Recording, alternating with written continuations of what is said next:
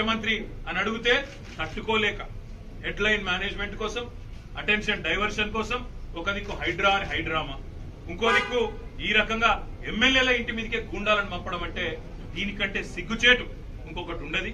తప్పకుండా నేను రేవంత్ రెడ్డిని అంటా ఉన్నా, చరిత్రలో నీలాంటి పనికిమాలిన ముఖ్యమంత్రులు, నీలాంటి తలమాసిన ముఖ్యమంత్రులు మస్తుగా వచ్చిండు, మస్తుగా పోయిండు. పెద్ద పెద్దోళ్లతో కొట్లాడినాం, చంద్రబాబుతో కొట్లాడినాం, రాజశేఖర రెడ్డితో కొట్లాడినాం, కిరణ్ కుమార్ రెడ్డితో, రోషయ్య గారితో ఎంతో మందితో తలపడ్డాం. నువ్వు వాళ్ళందరికంటే కూడా చాలా చిన్నోడు, చిట్టినాయుడు, నువ్వు చాలా చిన్నోడు. నేను మా దగ్గర మా భాషలో చెప్పాలంటే హైదరాబాద్ లో బుల్లబ్బాయి అంటారు. ఇలాంటి బుల్లబ్బాయిలు, చిట్టినాయుడులను చాలా మందిని చూసినాం.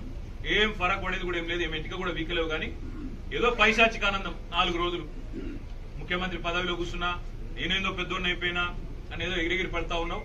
రేవంత్ రెడ్డి గారు అధికారం ఎవరికి శాశ్వతం కాదు. నువ్వు ఒక దుష్ట సాంప్రదాయానికి తెరలేపుతా ఉన్నావు. ఇది తప్పకుండా నిన్ను దహిస్తుంది, నిన్ను వెంటాడుతుంది.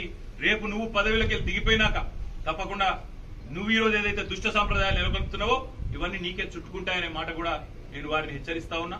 తప్పకుండా ఈ 10 మంది మీద వేటు వేయాల్సిందే.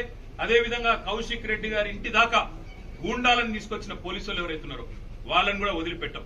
తప్పకుండా అవసరమైతే కోర్టు ద్వారా పోరాడతాం, అవసరమైతే న్యాయపరమైన ప్రయత్నము చేస్తాం.